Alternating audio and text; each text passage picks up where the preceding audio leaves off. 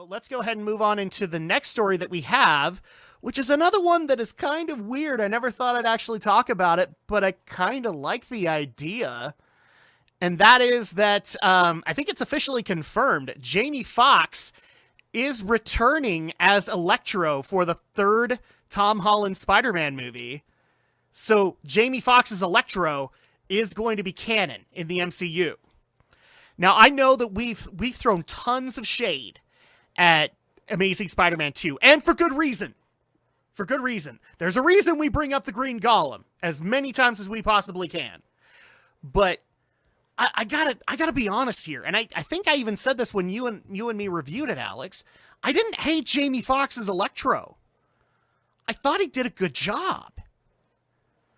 I mean, do you remember it all, or? I think Alex is trying to handle some things. But yeah, I didn't necessarily hate Jamie Foxx's performance as Electro. I thought it was really great, but it got overshadowed by all of the Harry Osborn storyline that we had then to follow. Which, even then, the Harry Osborn storyline itself, it worked as a solid B-plot until the halfway point. It was literally, that was at that point the whole, you're a fraud, Spider-Man. That's when I'm just like, and I'm having flashbacks of Spider-Man 3 all over again. Where it very much was a case of, oh, this is clearly a film that the executives mucked with. And so, yeah, Jamie Foxx's Electro was a strong performance. And if that was the sole focus of the film, it would have worked. But again, executives just love messing with Spider-Man films for some reason. I mean, I don't get it. More villains does not make the film better. I mean, correct me if I'm wrong, because you've seen Far From Home. Far From Home had Mysterio, and that was it, pretty much, right? Yeah, that was only Mysterio. It's almost like these superhero films work best when you only have one villain to worry about. I mean, I know people like the whole idea of these ensemble films, and I know people really, really, really want a Sinister Six movie, but... I don't, but that's me. I mean, it could work, but it would take years and years of buildup. You basically would have to do what Marvel did with the first Avengers film. Yeah. You have the buildup over years and years and years. You slowly build up to it. You introduce each villain in the Rogues Gallery one at a time in their own solo film and explore their origin, explore their motivations, and then after, 5 or 6 films, then you do the Sinister Six. But problem is, executives just keep wanting to rush to it. It's the same thing that happened with Spider-Man 3, where it was only supposed to be focused on Sandman, and Vulture was the original other villain, because, okay, it had a more thematic significance, but the executives was like, we want Venom. And Sam Raimi was like, but it doesn't make sense. We want Venom. But the story, we want Venom, Topher Grace's Venom, we want Venom. And the executives weren't listening to us. We wanted Venom in movie 4. We didn't want him in movie 3, and instead they were only doing this trilogy, and so they had to work with the contract. But I will say this, though. Was gonna do, but then Spider-Man 3 basically screwed the pooch. Yeah, I will say this, though.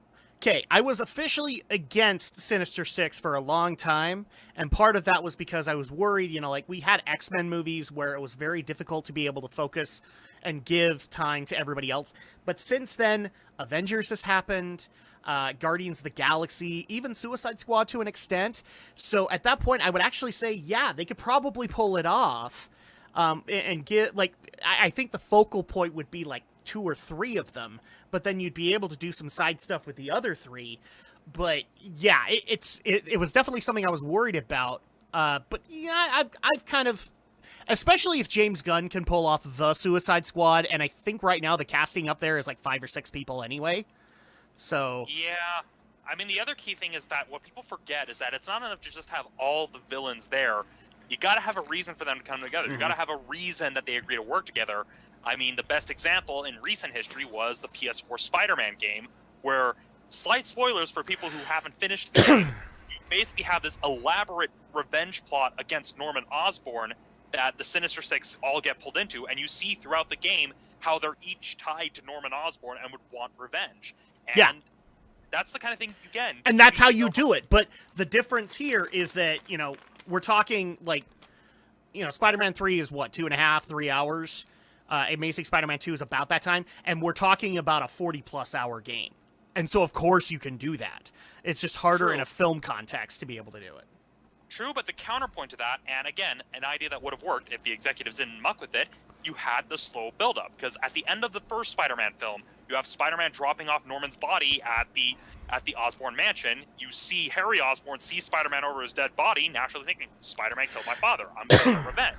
Then you have the second film where he's slowly building up, thinking, I'm going to work towards getting my revenge, and I'm going to figure out what the hell is going on, leading to the final moments of Spider-Man 2 after, the whole plot with Doc Ock, where Harry literally finds the Goblin gear hidden within the mansion, and he's just like, okay, this is how I can get my revenge. And then literally Spider-Man 3 starts off as kind of the B-plot, is that you have Harry trying to get revenge. Actually, no, the second film is where he finds out that Peter Parker's Spider-Man. Again, it can be done, especially if you have something like that. I mean, if the Raimi universe was able to continue, then having Harry be the focus of the Sinister Six would have been perfect, because then you have that reason for revenge, that reason for animosity, and even setting up kind of this Machiavellian web where you have Harry Osborn slowly assemble all these other villains that Spider-Man has faced, thinking, hey, we all hate Spider-Man, we all want him dead, work for me and we'll make it happen. And so it can be done. Problem is, executives just aren't willing to be patient. No, they're not. Moving back into Jamie Foxx, though, Alex, are you officially back, or are you still having online issues? Can you hear me? Yeah. So, Good. correct me if I'm wrong. When we did our review of Amazing Spider-Man 2, I didn't complain about Jamie Foxx, did I?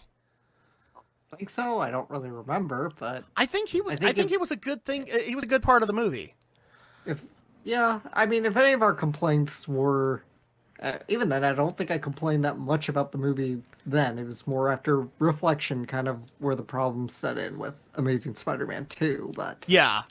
I think more of the complaints of Jamie Foxx, not so much the performance, just more the character was a lot like Edward Nygma in Batman Forever. Yeah, when the Jim Carrey origin played it. was kind of weird. But Yeah. at that point, like, at least the result that we got with Electro was worthwhile.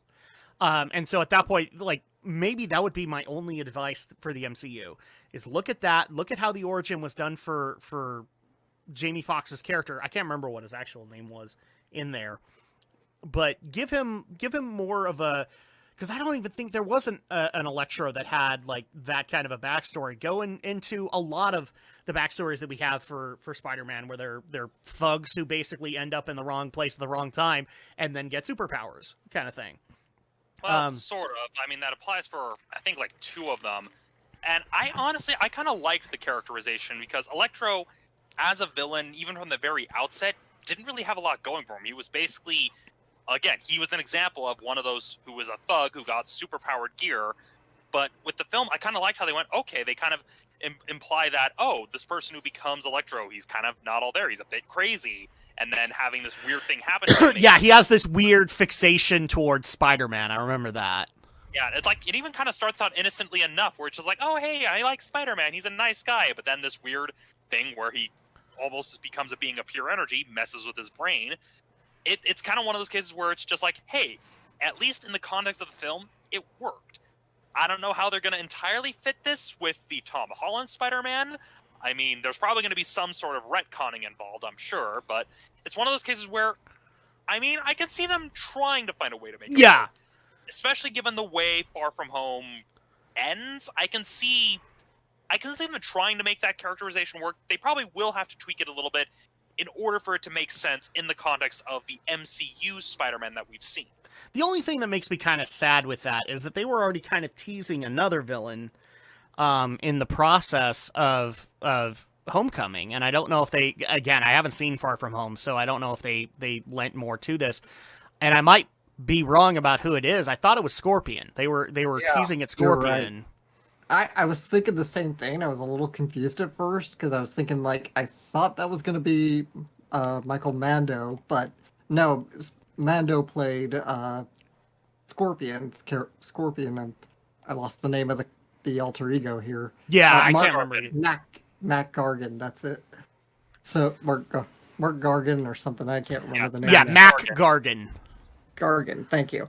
Yeah. So that's why I was a little confused at first when I heard Jamie Foxx, but then I remembered. Oh wait, no, I think they were setting Mando's character up to be the Scorpion next. So, but it sounds like they're going to go Electro for the next Spider-Man. Yeah, so that's a little disappointing, because they did have some fairly good setup for that.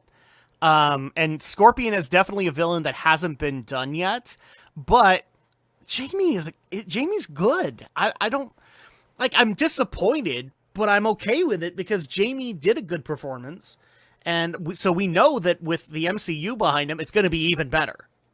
Yeah, I mean, one way to kind of speculate. Here's how I could see it. I could kind of see it either going one of two ways, where maybe it could be a case where we get a double villain bill with Electro and Scorpion, or they probably could use Scorpion the way they used Rhino in The Amazing Spider-Man 2 as maybe a that would be a lot better. Yeah, that you see Spider-Man dealing with at the beginning, especially given that that in Far From Home they reestablished J. Jonah Jameson with J.K. Simmons reprising the role, and given that which is hilarious, by the way. Given that J. Jonah Jameson is a key part of why Scorpion becomes Scorpion, it's very much one of those things of I can definitely see them going the route of okay, Scorpion is just going to be the villain that we see him fight at the beginning to establish how things have changed. Oh, that'd be cool. Have the Scorpion armor at the beginning and then kind of set up how Electro becomes Electro. Either setting up how Electro becomes Electro, and again, it's really hard to make my point because I know you haven't seen Far From Home and you don't know. I know. I'm sorry. We're close. We're close though. Yeah, but it's one of those cases where, given the way Far From Home ends specifically, there's a lot that would need to be reestablished because of the events of the ending of Far From Home, and having an opening battle between Spider-Man and Scorpion in the wake of that would be a good way to establish, okay, what has changed since we've last seen this version of Peter Parker? Yeah. And especially given that we also have other films Sony is putting out. We've got Morbius coming out pretty soon that is supposed to be in the same universe, as confirmed with Michael Keaton's character of Peter Toombs, aka Vulture, appearing in Morbius. That could also be a factor of, okay, are we going to see events from Morbius factor into this third Spider-Man film or not? Well, and I'm glad you brought up Vulture, because the other thing I was thinking of is, I mean, technically Homecoming had two villains in it, and they handled that very, very well because they took one of those villains and made him into kind of a henchman, but a powerful henchman in Shocker. Because they had the original guy who was being really cocky, and then they had the guy with the actual name of Shocker, and they gave him Shocker stuff, and they even gave like a couple of really good scenes to him, but he was still not the focal point. It was Vulture. And so at that point, that's how you could do it. And I very much like how Romney is kind of setting this up. Is what was Spider-Man doing in the middle of this? Oh, he's fighting Scorpion. So this guy has gotten out of jail, and he's figured out, like, he's got this new tech and everything like that. And yeah, and so at that point, you've got a way to be able to say, like, Spider-Man's been doing stuff since then, and he's been able to continue to establish himself very well, but then you could also kind of sneakily put in the Electro storyline and have him being built. Kind of thing. Really hard not to spoil, because as you're saying that, I'm just like, oh, how little you know, because, again, Far From Home actually, changes a lot of stuff. And does Far From Home tease Scorpion? It doesn't tease Scorpion, but again, what happens at the end of Far From Home is a shakeup. It actually kind of it's literally a case where you literally, after seeing what happens at the end of Far From Home, you're just like, okay, how the hell are they gonna follow this up? It's actually something really, really big, but I don't want to spoil it for you because it'll ruin the moment. Okay, all right. We'll get off this then. Alex, so final thoughts on Jamie Foxx returning as Electro for the MCU Spider-Man 3. Yeah, that's interesting choice. I wonder if they'll just kind of reboot the character and they just wanted the actor because Fox is just that good of an actor. Yeah. So yeah, I guess I'm interested. I'm on board. I was worried initially, but I think the MCU is probably better for Jamie Foxx. So at that point, you can get a really good performance out of him, and he's actually, I think he's going to have better interactions also with Tom Holland compared to Andrew Garfield. So that's going to help out even more. Yeah, and again, some retooling will definitely be necessary because, again, Andrew Garfield's Spider-Man, by that point with Amazing Spider-Man 2, was established as having graduated, and basically this was college-aged Peter Parker interacting with Electro, whereas with the events of Far From Home, this is a high school Peter Parker. That age dynamic, that's going to change the dynamic considerably, even though there are certain things that, it's just one of those cases where things are going to have to be retooled. They'll probably have to do a bit of a soft reboot with this character. Probably. So moving on into the next story that we have. So this one we're ideally